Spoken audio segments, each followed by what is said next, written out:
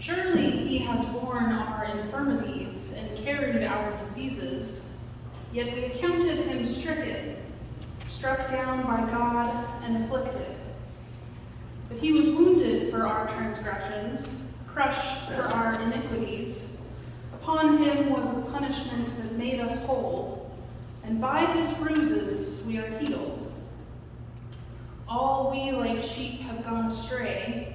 We have all turned to our own way, and the Lord has laid on him the iniquity of us all. He was oppressed, and he was afflicted, yet he did not open his mouth. Like a lamb that is led to the slaughter, and like a sheep that before its shears is silent, so he did not open his mouth. By a perversion of justice he was taken away. Who could have imagined his future? For he was cut off from the land of the living, stricken for the transgressions of my people. They made his grave with the wicked and his tomb with the rich, although he had done no violence, and there was no deceit in his mouth. Yet it was the will of the Lord to crush him with pain. When you make his life an offering for sin, he shall see his offspring and shall prolong his days. Through him the will of the Lord shall prosper. Out of his anguish he shall see the light. He shall find satisfaction through his knowledge. The righteous one, my servant, shall make many righteous, and he shall bear their iniquities. Therefore I will allot him a portion with the great, and he shall divide the spoil with the strong. Because he poured out himself to death and was numbered with the transgressors. Yet he bore the sin of many and made intercession for the transgressors. The word of the Lord. Thanks be to God. A reading from the Gospel according to Mark. Listen now for the word of the Lord. James and John, the sons of Zebedee, came forward to him and said to him, "Teacher, we want you to do for us whatever we ask of you." And he said to them, "What is it you want me to do for you?" And they said to him, "Grant us to sit, one at your right hand and one at your left, in your glory." But Jesus said to them, "You do not know what you are asking. Are you able to drink the cup that I drink, or be baptized with the baptism that I am baptized with?" They replied, "We are able." Then Jesus said to them, "The cup that I drink, you will drink, and with the baptism with which I am baptized, you will be baptized. But to sit at my right hand or at my left is not mine to grant, but it is for those for whom it has been prepared." When the 10 heard this, they began to be angry with James and John. So Jesus called to them and said to them, "You know that among the Gentiles, those whom they recognize as rulers lord it over them, and their great ones are tyrants over them. But it is not so among you. But whoever wishes to become great among you must be your servant, and whoever wishes to be first among you must be slave of all. For the Son of Man came not to be served, but to serve, and to give his life as ransom for many." The word of the Lord. Thanks be to God.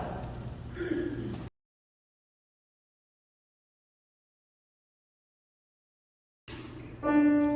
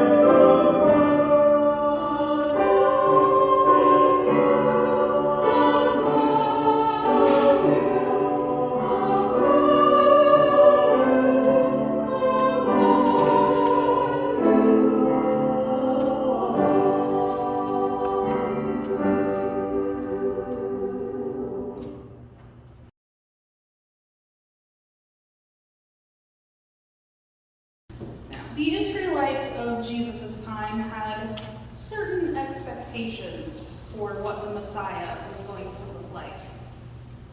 Under the oppression of the Roman rule, they wanted a white knight on a shining steed to charge in, a great warrior to fight for their freedom and handily overthrow those who would hurt them. What they wanted was a superhero.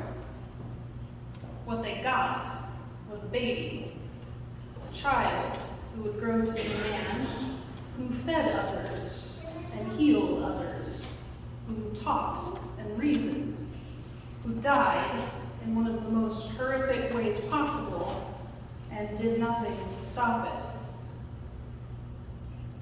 I feel like we as modern readers might be able to put ourselves in the shoes of the ancient Israelites in this way, given how inundated with superhero media we are today. There has been new TV episodes and movies released from Marvel almost every week this year, and DC is still releasing regular comics and TV media. I'm pretty sure that there's been a new Batman show for every year in the last 10 years.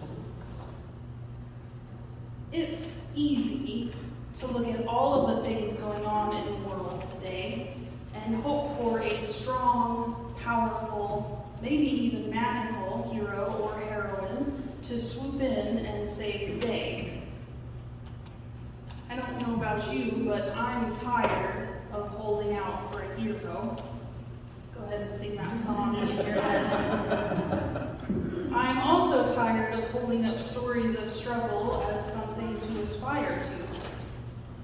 There are plenty of stories about little kids who sold lemonade on the street to help pay off lunch debt of other children at their school, or how someone worked 80-hour weeks to be able to pay off medical debt.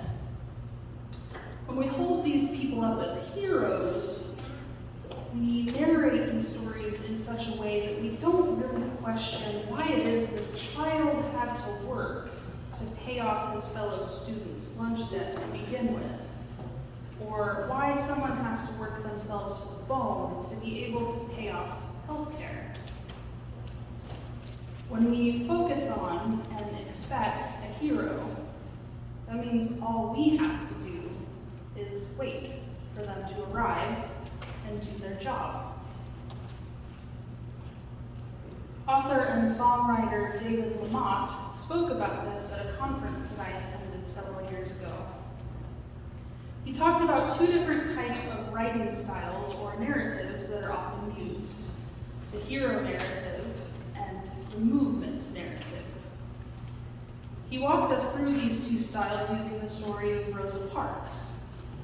Within a hero narrative, Rosa was a person who, in the moment, decided enough was enough and refused to give up her seat to the white people boarding the bus.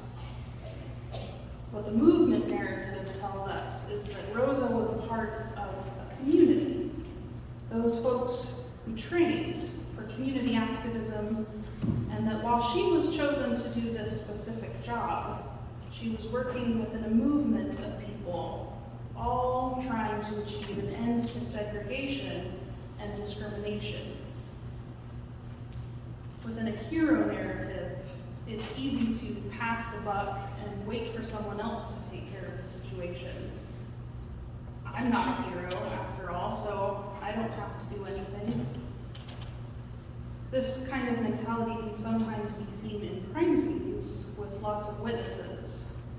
Someone else will call the police. Someone else will do something about it.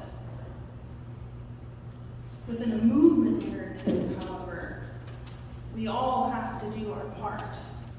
We all have to work towards the goal of the movement and don't get to just wait for another, better, stronger person to come along and do it for us. And this is exactly what Jesus is calling us all towards.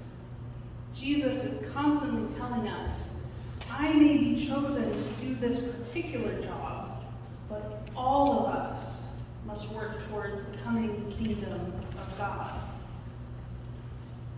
And in today's text, we can see this at play. James and John want to be heroes. They want to stand at Jesus' right and left side.